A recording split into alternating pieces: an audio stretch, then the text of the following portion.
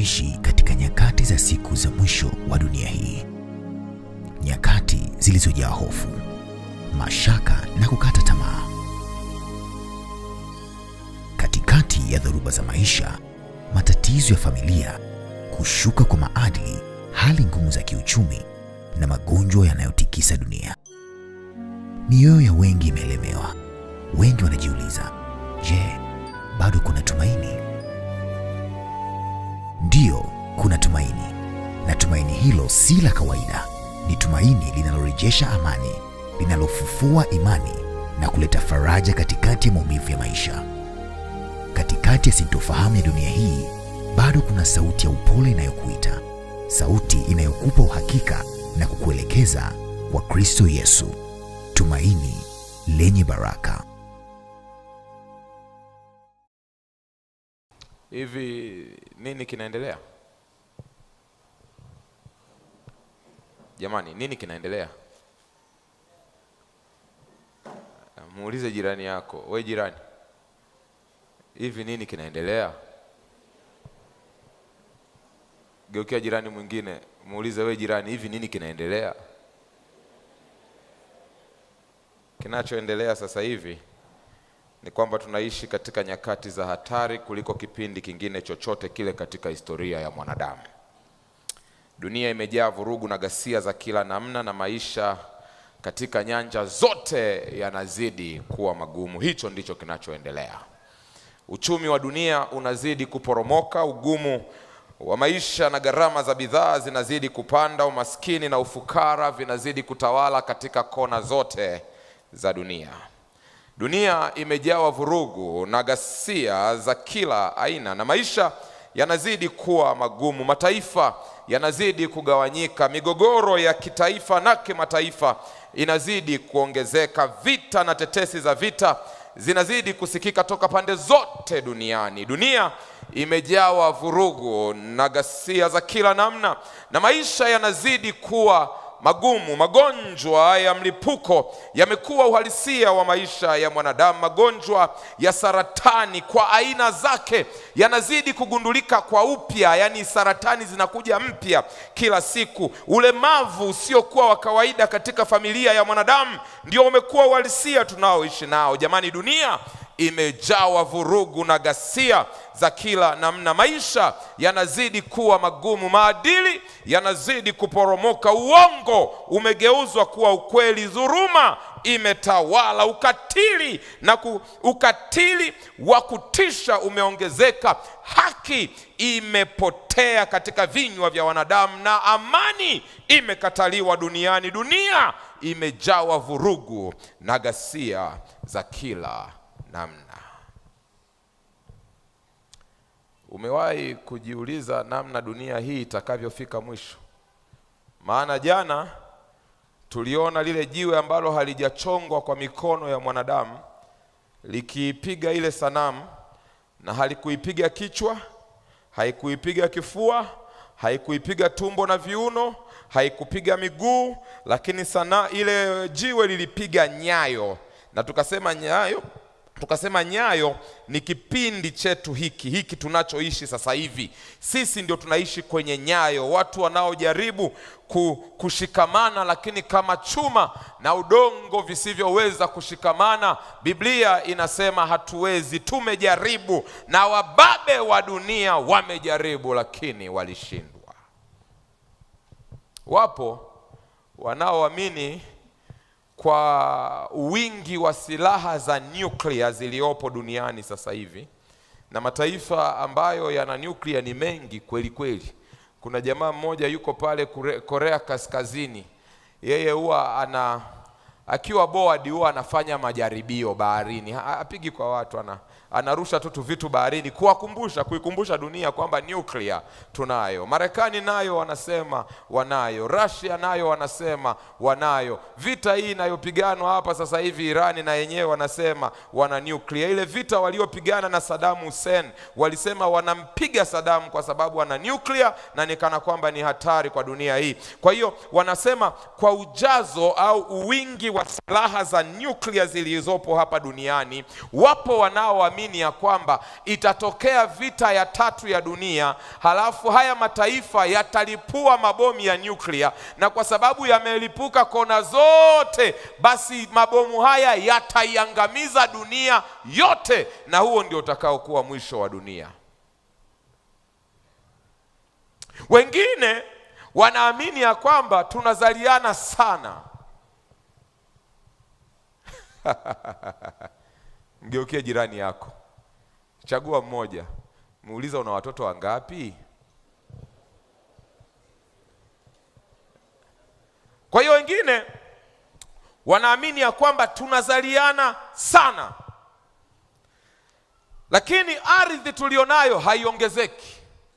Kwa hiyo wanaamini dunia inazidi kujaa, wakati ardhi ambayo ndio inatoa chakula haiongezeki.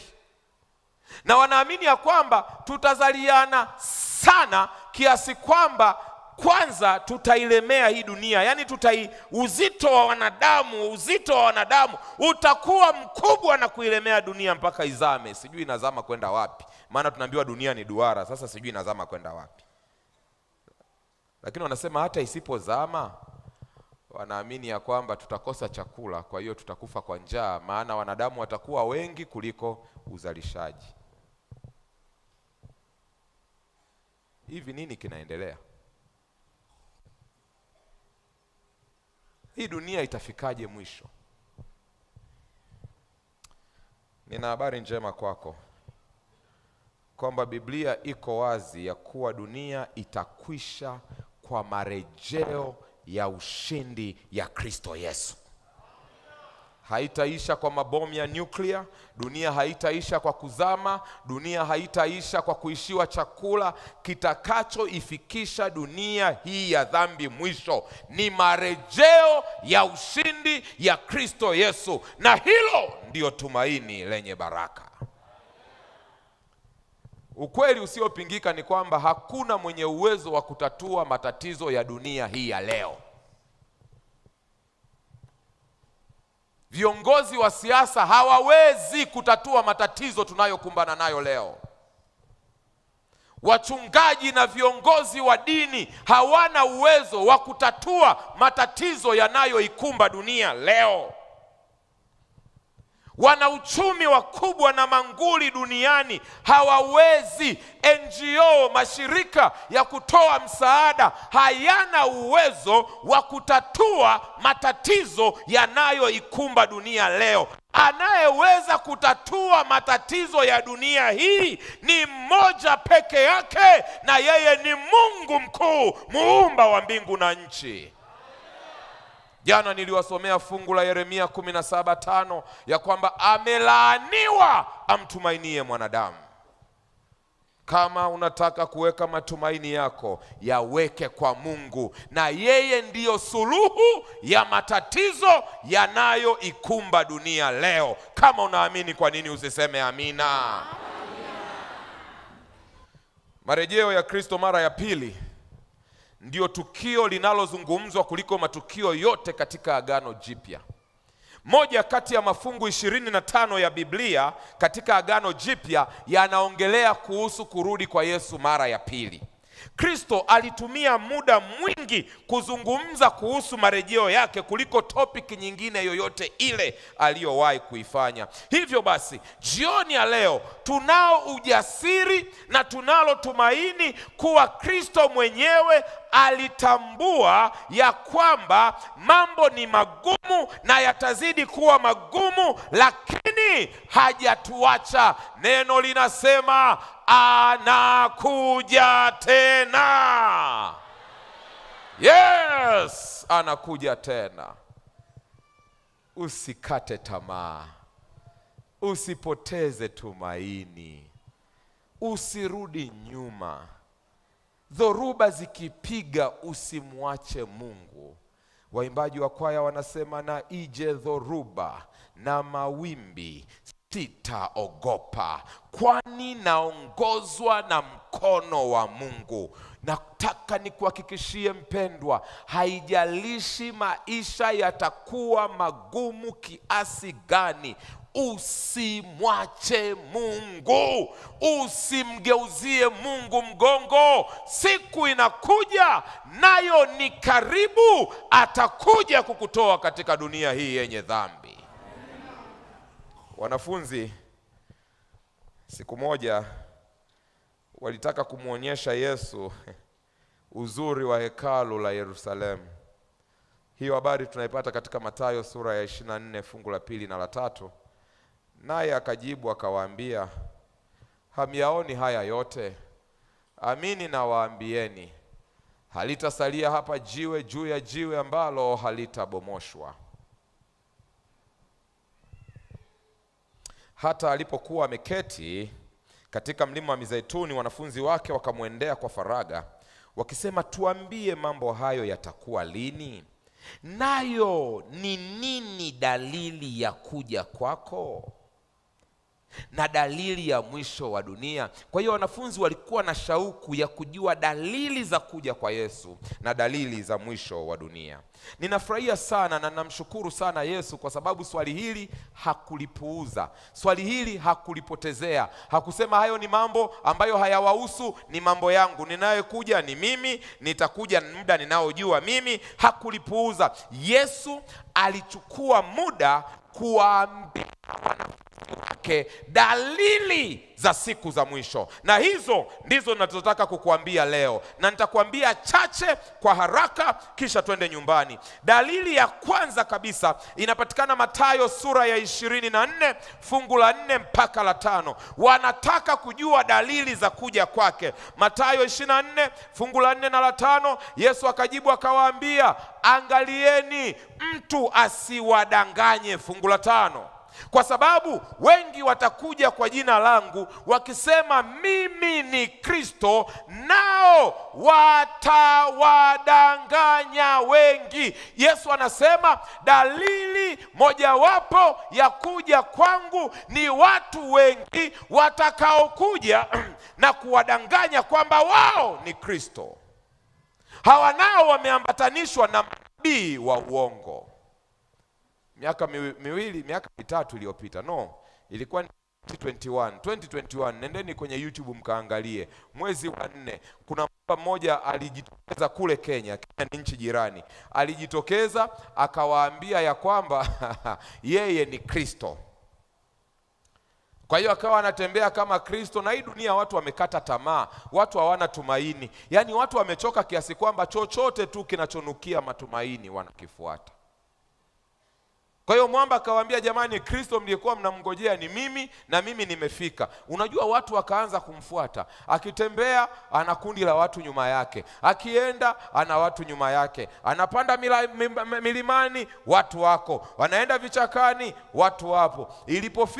Ilipofika Pasaka mwezi wa 4, sasa wakasema jamani, Kristo ilipofika mwezi wa 4 wakasema Kristo aliuawa. Sasa tunataka huyu mwamba na yeye, kwa kuwa amesema ni Kristo, tutamtenda kile tulichomtenda Kristo. Walipomtafuta wamshike Alhamisi usiku, mpaka leo anangojewa. Neno linasema siku za mwisho makristo na manabii wa uongo wataongezeka. Tunaishi katika kipindi ambacho manabii wa uongo wamekuwa wengi, mafundisho ya uongo yamekithiri, kipindi ambacho mawazo na hisia binafsi za viongozi wa dini vimekuwa na nguvu kuliko neno la Mungu. Paulo aliandika katika Timotheo wa pili sura ya 4 fungu la 3 na la 4, akasema, maana utakuja wakati watakapoyakataa mafundisho yenye uzima, ila kwa kuzifuata nia zao wenyewe watajipatia walimu makundi, kwa kuwa wana masikio ya utafiti, nao watajiepusha wasisikie yaliyo kweli na kuzigeukia hadithi za uongo. Wapendwa, siko hapa kuhubiri dini, lakini niko hapa kuwaambia moja ya dalili ya kuja kwa Yesu mara ya pili ni makristo wa uongo na manabii wa uongo.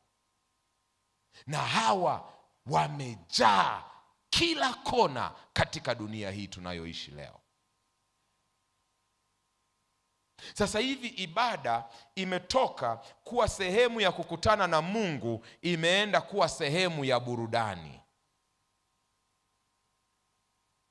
Sasa hivi tuna wachungaji, watumishi, mitume, maaskofu, nini, yani majina yao yote, lakini wakisimama hawasimami kusema kweli za neno la Mungu, wanasimama kusema mambo yao wenyewe.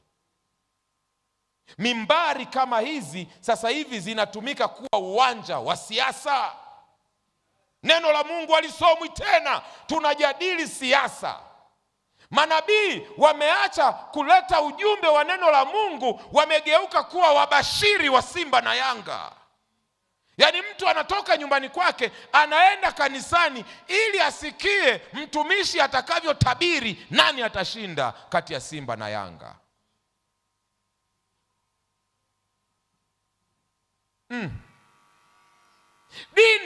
Dini imetoka kuwa sehemu ya kuwaunganisha watu na Mungu, imekuwa sehemu ya biashara.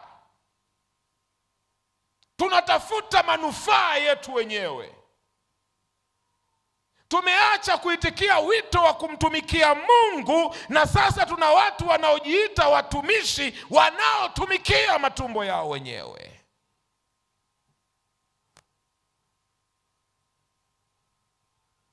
Na kwa sababu wanadamu tumezikataa kweli za neno la Mungu, Timotheo amesema wataenda makundi wakikataa kweli za neno la Mungu, wanaenda kule ambako wanajisikia vizuri. Wapendwa, mimbari hizi zimewekwa ili upendo wa Kristo uonekane. Hizi mimbari zimewekwa ili dhambi itajwe kwa jina lake na ikemewe. Hizi mimbari hazijawekwa kuwa sehemu ya burudani, na kama kuna burudani mtu ataipata baada ya ibada, iwe ni burudani ya kwamba dhambi zake zimesamehewa na jina lake limedumishwa katika kitabu cha uzima. Lakini leo mimbari zimekuwa sehemu ya comedy. Mimbari zimegeuka kuwa sehemu ya kutengenezea content. Na watumishi wanasema mambo ya ajabu, wanajiita watumishi, wakijinufaisha wao wenyewe. Wanatembelea magari makubwa, wanaruka kwa helikopta, washiriki wao hata ndala hawawezi kununua. Na kwa sababu watu tumepoteza tumaini, tumefika mahali tumekata tamaa, chochote kile kinachonukia dini tunaenda. Watu hawamtafuti Mungu tena, wanatafuta miujiza na uponyaji. Moja ya dalili ya kuja kwa Yesu mara ya pili ni makristo na manabii wa uongo. Yohana wa kwanza sura ya 4 fungu la kwanza, Biblia inasema, wapenzi, msiamini kila roho. Wapenzi, msiamini kila roho, bali zijaribuni hizo roho kwamba zimetokana na Mungu. Shetani amepandikiza watu kana kwamba na wanajivisha makoti ya viongozi wa dini, na sisi tunawafuata.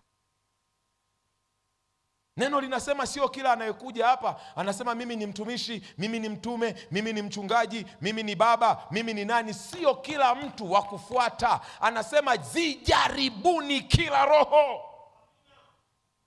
na mjue kabisa kwamba zinatokana na Mungu, kwa sababu manabii wa uongo wengi wametokea duniani. Biblia inasema kwamba tusiende kivivu, tusiende kizembe, twende kwa tahadhari. Na hizo roho tunazijaribuje? Na furahi umeuliza. Pastor, hizo roho tunazijaribuje? Na shukuru umeuliza. Pastor, nitajuaje kwamba huyu ni mtumishi wa Mungu na huyu siye mtumishi wa Mungu? Nitajuaje kwamba huyu anamtumikia Mungu na huyu anatumikia tumbo lake? Ninashukuru sana umeuliza swali. Isaya sura ya 8 fungu la 20, Biblia inasema, na waenende kwa sheria na ushuhuda. Ikiwa hawasemi sawasawa na neno hili, bila shaka kwao hapana asubuhi.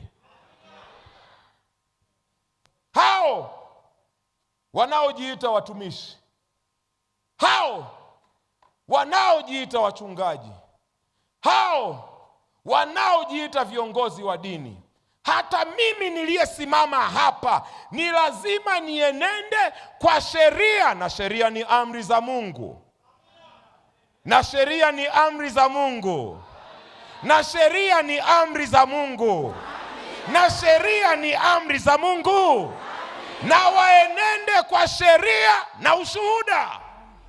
Ikiwa hawasemi sawa sawa na neno la Mungu, achana nao, kimbia na utoke uhame mchana, maana kwao hapana asubuhi. Ngoja nikwambie, yoyote yule anayejiita mtumishi wa Mungu, hata mimi niliyesimama hapa, apimwe sawa sawa na kweli za neno la Mungu.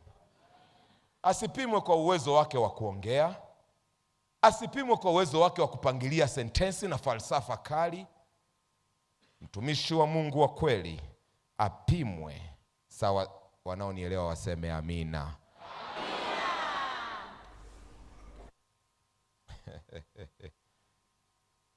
Mathayo 7:21 mpaka 23. Biblia inasema, si kila mtu aniambiaye Bwana Bwana atakayeingia katika ufalme wa mbinguni, bali yeye afanyaye mapenzi ya Baba yangu aliye mbinguni. Wengi wataniambia siku ile, Bwana Bwana, siku ile hatukufanya unabii kwa jina lako, na kwa jina lako kutoa pepo, na kwa jina lako kufanya miujiza mingi? Ndipo nitawaambia dhahiri, sikuwajua ninyi kamwe, ondokeni kwangu ninyi mtendao maovu.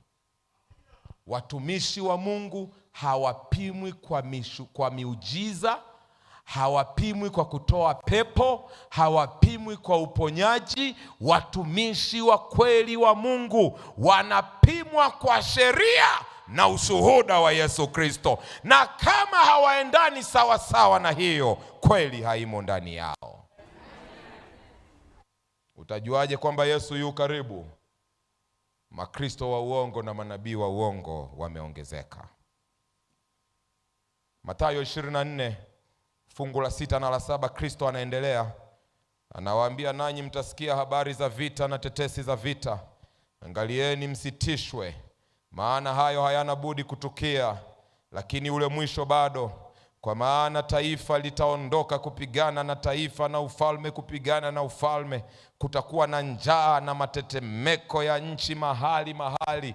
Dalili ya pili ya kurudi kwa Yesu ni hali ya kisiasa na uchumi inavyozidi kudorora na kuporomoka kila siku. Hali ya kisiasa ni mbovu. Jana nimewaambia, tumejaribu kushikana, tumeshindwa. Karne ya 20 peke yake hii tulioimaliza mwaka 2000, zimepiganwa vita ya kwanza ya dunia na zikapiganwa vita ya pili ya dunia. Vita kubwa kabisa kuliko zile ambazo zimewahi kuonekana katika historia ya wanadamu zimepiganwa ndani ya karne ya 20. Vita zimekuwa ni sehemu ya maisha. Kila bara katika dunia hili, kasoro lile ambalo hawakai wanadamu, kila bara, mabara 6 yote ambayo wanadamu wanakaa, yana vita ndani ya mabara yao. Hamuhitaji mchungaji kusimama kwenye mimbari Njombe Net Event kuambia habari za vita na tetesi za vita. Tumekuwa na vita Korea, Vietnam, vita miaka 8 imepigwa kati ya Iraq na Irani, Bosnia, Somalia, South Sudan, Rwanda, Burundi, hata Tanzania tunayoita kisiwa cha amani imepigana vita. It's an historical fact. Kwa nani aliyempiga Idi Amin pale Uganda mpaka akakimbia? Maana kuna watu nimesema tumepigana vita wametoa macho. Ni vita tu ya Tanzania na Uganda jamani. Kongo mpaka sasa hivi panalindima. Na vita zimekuwa sehemu ya maisha kiasi kwamba tumezizoea, yani sio habari tena. Kwani hapa kuna mtu anayekumbuka kwamba Ukraine na Russia bado wanapigana? Lakini ninavyoongea vita inaendelea. Kuna mtu anakumbuka hapa kwamba Israeli na Palestina bado wanapigana pale Gaza? Tumeyazoea, yani hata yatusumbui tena, lakini yanaendelea. Juzi tu hapa Iran amesimama, ameanza kupambana na Israeli, na nyuma ya Israeli tunajua yuko Marekani, na alisema hadharani. Vita na tetesi za vita. Wapendwa, tunapoona vita zikipiganwa katika dunia hii, hiyo ni moja ya dalili ya kwamba the more we become politically unstable, jinsi hali ya siasa inavyozidi kuwa ngumu na hali ya uchumi inavyozidi kuwa ngumu, hiyo inasema Kristo yuko mlangoni, amekaribia kuja kwa ajili yangu na kwa ajili yako. Mkiona vita na tetesi za vita, inueni vichwa vyenu juu, maana ufalme wa Mungu umekaribia kuliko tulipoamini. Na tunapoongelea vita, ukweli ni kwamba ziko vita ambazo zinapigwanwa mioyoni mwetu wenyewe. Yaani mioyo yetu tu yenyewe ni uwanja wa vita. Fungu la 37 Mathayo sura ya 24. Kristo akiendelea kuwaambia wanafunzi dalili ya kuja kwake. Mathayo 24:37, Biblia inasema, kwa maana kama vile ilivyokuwa siku za Nuhu, ndivyo itakavyokuwa kuja kwake Mwana wa Adamu. Ukiendelea na mafungu yanayofuata yatakwambia siku hizo watu walikuwa wakila na kunywa, walikuwa wakioa na kuolewa. Halo? Ghafla gharika ikawakuta. Sasa niwaulize, na hapa yupo Dr. Magomere. Jamani, kuna ubaya katika kula na kunywa? Ambaye hapendi mambo ya kula ambaye huwa hanywi maji nini? Jamani, nyie ndo mnatimiza unabii. Haya, niambieni, kuna shida katika kuoa na kuolewa? Binti, umekaa hapa una mpango wa kuolewa kweli kabisa? Kuna dhambi gani katika kuoa na kuolewa? Fungu linachosema ni hivi: maisha yatakuwa yanaendelea kama kawaida. Yaani tunakula, tunakunywa, tunaoa. Nuhu alihubiri miaka 120. Watu walikuwa wanaendelea na maisha kawaida. Nuhu anahubiri wanakula, wanahubiri wanakunywa, wanahubiri wanaoa, anahubiri wanaolewa, business as usual, na wakiwa wanaendelea na maisha kama kawaida. Gharika. Cha ajabu, kinachonisumbua kabisa kuhusu habari ya Nuhu, amehubiri miaka 120. Wanadamu wakafanya mioyo yao kuwa migumu. Lakini ng'ombe, twiga, tembo, sisimizi, konokono, nyoka wakaitii sauti ya Mungu. Hivi huyu mwanadamu huyu ana tatizo gani? Ndio maana pale kitabu cha Malaki anasema Mungu anasema, jamani, mtumwa humcha bwana wake. Biblia inasema hata mnyama anamtii bwana wake. Lakini watu wangu wamenikataa. Miaka 120 wamehubiriwa, wamekataa kusikia habari. Lakini wanyama wameitikia wito wa Bwana.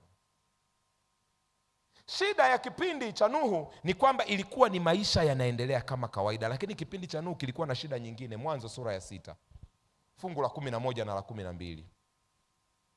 Sikia kipindi cha Nuhu kilivyokuwa. Mwanzo sura ya 6 fungu la 11 na la 12. Sikia kwa makini.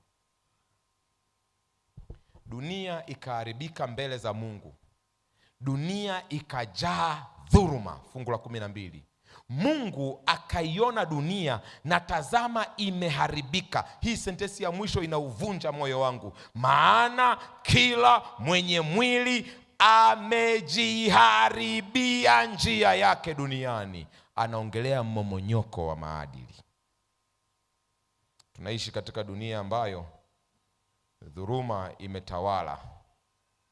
Wenye nguvu wanatumia mabavu kuwaonea na kuwanyang'anya wasio na nguvu. Matajiri wanatumia pesa na mali kuwanyima haki maskini.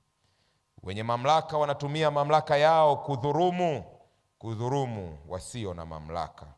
Waajiri wanaonea waajiriwa na viongozi wanatumia mabavu kukandamiza watu. Katika jamii zetu wajane na yatima wanadhulumiwa haki zao kila kuitapo asubuhi. Dada wa kazi na wakulima wa mashamba yetu hawalipwi ujira wao, na hata wakilipwa bado malipo hayaendani na kazi wanazozifanya. Dhuluma imetawala kama ilivyokuwa kipindi cha Nuhu. Na kila mtu mwenye mwili alijiharibia njia yake. Dunia yetu leo imejaa ukatili wa kila aina, mauaji ya kutisha, ujangili. Maisha ya mtu yamekosa thamani kabisa machoni pa watu. Nilikuwa nasoma habari za kijana mmoja ambaye amepiga risasi 12 mtoto wa miezi mitano. Risasi 12 mtoto wa miezi mitano. Unyama usio wa kawaida, ukatili uliokithiri. Hofu ya maisha ya mtu imeondoka. Maisha ya mtu na ya kuku hayana tofauti tena. Na Mtume Paulo akaandika kwenye Timotheo wa pili sura ya 3 fungu la 1 mpaka la 5, lakini ufahamu neno hili ya kuwa siku za mwisho kutakuwako na nyakati za hatari, maana watu watakuwa wenye kujipenda wenyewe, wenye kupenda fedha, wenye kujisifu, wenye kiburi, wenye kutukana. Ngoja niulize swali la Pastor Biene, niendelee au niishie hapo? Hili ndilo neno la Bwana, siwezi nikamalizia hapa. Wasiotii wazazi wao, wasio na shukrani, wasio safi, wasiopenda wakwao, wasiotaka kufanya suluhu. Jamani, niendelee au niishie hapo? Wasingiziaji, wasiojizuia, wakali. Nimesema wakali jamani. Na kuna mtu anadhani kuwa mkali ni sifa, na wakati kuwa mkali ni dalili ya siku za mwisho inatimia juu yako. Wasiopenda mema, wenyewe wanaona baya tu kila wakati. Kwenye kila kitu wanaona baya tu. Jamani. Wasingiziaji, wasaliti, wakaidi, wenye kujivuna, watu wenye kiburi, wapendao anasa kuliko kumpenda Mungu, wenye mfano, ili fungu la 5 nalo ni gumu, wenye mfano wa utauwa, lakini wakikana nguvu zake, hao nao jiepushe nao. Kwamba siku za mwisho tutakuwa na watu wanaojifanya ni watu wa Mungu, lakini ndani yao hawana Mungu. Roho wa Mungu hana nafasi kwenye hao nao. Na ndio kizazi hiki. Watu asubuhi tuko kanisani, jioni tuko disco, wenye mfano wa utauwa. Akija kanisani anaimbisha kwaya, tumaini lenye baraka. Hiyo mikono akifika nyumbani anamchakaza mama makofi. Ana mfano wa utauwa. Kwa kweli anaonekana kama mcha Mungu, lakini nguvu za Mungu hazimo ndani yake. Akija kanisani, Bwana Yesu asifiwe, Bwana ni mwema wakati wote. Bonge hasa la mtu, yani likiongea hapa kama lipasa baraka, yani linahubiri, li mtu la maana, lakini ulikanyage bahati mbaya usikie matusi litakayoshushwa, utafikiri ni dictionary mpya ya matusi limeizindua lenyewe. Mfano wa utauwa, lakini nguvu za Mungu hazimo ndani yao. Unapoona tu watu wanafiki, makatili, wakali, wasiopenda wakwao, wasioona mema, wewe acha kung'ang'ana nao. Ukiwaona hao, kumbuka ya kwamba Kristo yuko mlangoni. Yaani Mungu anaongea na sisi kupitia tabia za watu, lakini bado hatutaki kukumbuka kwamba hizi ni dalili za siku za mwisho.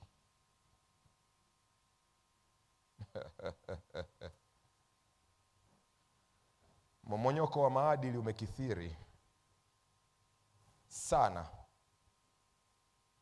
Hivi mnaweza mkaamini ni kanisa hili la Kikristo leo baadhi ya madhehebu yanaruhusu ndoa ya jinsia moja? Kuna mwaka nilienda kufanya mahubiri ya hadhara kwenye nchi ambayo sitaitaja. Na wanajua sisi wa Afrika, sisi tunahubiri na tunahitaja dhambi kwa jina lake, sema amina. Mchungaji mwenyeji akawa ananiambia, pastor, kwanza watu wa hapa ukiwahubiria huwa hawapendi kupigiwa kelele. Kwa hiyo haya manguvu nayo yatumia mpaka majasho nini usitufokee pastor. Maisha yanatufokea vya kutosha. Usije ukaongeza makwazo kanisani. 2, hawapendi mahubiri marefu. Lakini 3, mambo ya ushoga yako sensitive sana, usiyataje. Yaani usiyaseme, unajua kwa sababu sheria za nchi hayo yanaweza yakatukuta tumefika mahali pastor umekamatwa kwa kukemea ushoga. Nikasema sasa kama kuna wa kwanza kufungwa jela kwa sababu amekemea ushoga, nataka niwe mimi. Si angalau niwe shujaa wa msalaba jamani, kwa jambo moja tu. Sasa kama wakina Petro alisurubiwa kichwa chini miguu juu, mimi kelele sikupiga, niliongea kistaarabu, sikufoka. Mahubiri yangu hayakuwa marefu kama ya Njombe Net Event, dakika 15-20 nimemaliza. Lakini ushoga niliukemea kwa jina la Yesu. Amina. Muda umekwisha. Niwape dalili hii moja halafu tufunge. Unajua watu tunapoongelea dalili za kuja kwa Yesu, tunaongelea maadili kumomonyoka, tunaongelea dhuluma kuzidi, tunaongelea mauaji, tunaongelea vita, tunaongelea matetemeko ya ardhi, tunaongelea njaa duniani kote, tunaongelea makristo na manabii wa uongo. Lakini wapendwa, ipo dalili moja ya muhimu ambayo hatupaswi kuisahau. Na tukiiona hii nayo, tujue ya kwamba Kristo yu mlangoni. Mathayo sura ya 24 fungu la 24, fungu la 14. Mathayo 24 fungu la 14, Biblia inasema moja ya dalili ya kuja kwa Yesu mara ya pili ni hii: tena habari njema ya ufalme itahubiriwa katika ulimwengu wote, kuwa ushuhuda kwa mataifa yote. Hapo ndipo ule mwisho utakapokuja. Moja ya dalili za siku za mwisho ni habari njema ya ufalme kuhubiriwa ulimwenguni mwote. Ngoja niwaambie, hata Njombe Net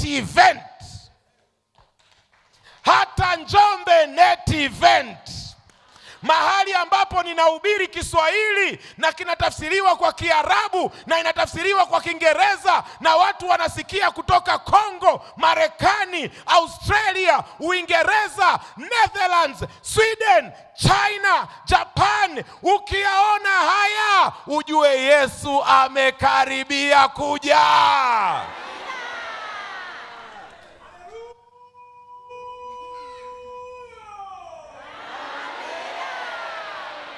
Yesu yu mlangoni.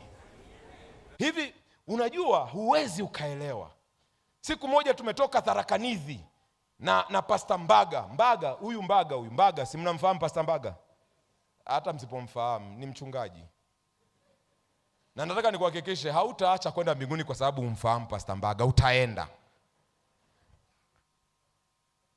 Tumetoka huko Kenya, Tharakanithi huko Meru. Tumeendesha usiku, kaingia, tuko barabarani. Tulipovuka ile boda ya Namanga, Pastor Ali Musa, tukaamua tupumzike Arusha, tulale Arusha. Usiku wa saa 7 tumeshuka kwenye gari, tunaingia kwenye hoteli Arusha pale. Reception, dada anapotuona anasema, wachungaji, watumishi wa Mungu. Tukashtuka kidogo. Alafu nikasema, haleluya Mungu, niko na mchungaji mwenzangu. Maana fikiria ingekuwa ni saa 7 ya usiku. Utamalizia mwenyewe. Tunamuuliza dada, kuna nini? Anageuza simu yake, yani anatufanyia hivi, screen ya simu yake, saa 7 usiku. Na usiku huo alikuwa anasikiliza mahubiri yetu. Habari njema ya ufalme itahubiriwa ulimwenguni kote. Hamjaelewa? nataka nimalize kwa ushuhuda huu. Ninasafiri kutoka, sitaitaja nchi, msije mkasema huyu jamaa ana majivuno, kila siku akija hapa anataja tu manchi ya huko. Basi sitaki makasiriko, maana watu wa siku za mwisho inabidi tujihadhari nao. Lakini ndege niliyokuwa nasafiri nayo ni Rwanda Air. Tumetua pale Kigali. Tumefika Kigali, ndege ambayo tulikuwa tunataka tuunge nayo kutoka Kigali kuja Dar es Salaam ikawa na matatizo. Wakasema jamani, mtusamehe, mtuhurumie, itabidi tuwapatie mahali mpumzike, mtakaa masaa 16. Baada ya masaa 16 wasafiri wa kwenda Dar es Salaam mtaletwa airport, mtaondoka na ndege. Sasa ni kweli tumechoka, ni kweli unasikia hasira, maana unataka ufike nyumbani ukutane na familia yako, lakini umeambiwa utapelekwa hoteli, utakula bure. Hoteli yenyewe ni 5-star hoteli, hawakupeleki hizi za chochoroni, 5-star hoteli wamesema wanatupeleka. Mimi nikasema sawa, na wenzangu tukasema sawa, tukaletewa Costa, tukaingia ndani ya Costa, tukaenda mpaka hotelini. Tunafika hotelini tuka check in. Tumemaliza ku check in, tunashuka pale chini kwenye breakfast. Yani nikiwa napakua vyakula ninasikia mtu anaongea kama mimi, lakini sasa najiuliza nani huyu anaongea kama mimi? Ninakula, ninasikia mtu anaongea kama mimi. Ninageuka nyuma, ninaona screen ya TV, na kwenye screen ya TV nchini Rwanda, Mtanzania Muha kutoka Kigoma aitwaye Baraka Butoke anahubiri habari njema ya ufalme.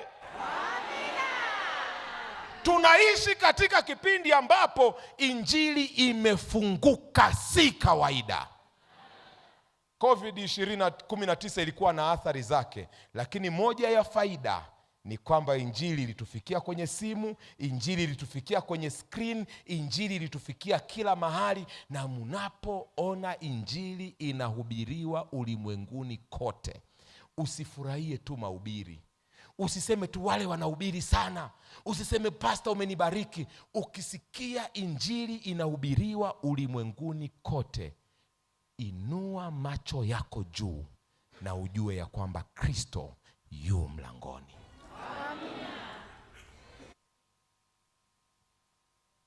Yuko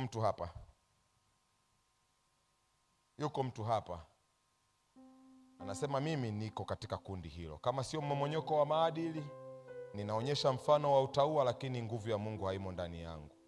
Kama sio hiyo, mimi bwana pastor naamini manabii wa uongo, neno la Mungu hawasomi nini, lakini ninawafuata. Sisikii kulishwa kiroho, najisikia tu hamu kuwasikiliza wao wakiongea. Kama sio hiyo, umezungukwa na watu wa ajabu, wasaliti, wakali, watu wanaojipenda wenyewe, wanaopenda mapato ya aibu. Mimi sijui wewe ni nani, lakini uko hapa unasema pastor ninaangukia kwenye kundi hili, na leo ninaomba uniombee. Kwa nini usisimame? Piga hatua uje mbele haraka. Tuna chini ya dakika 1.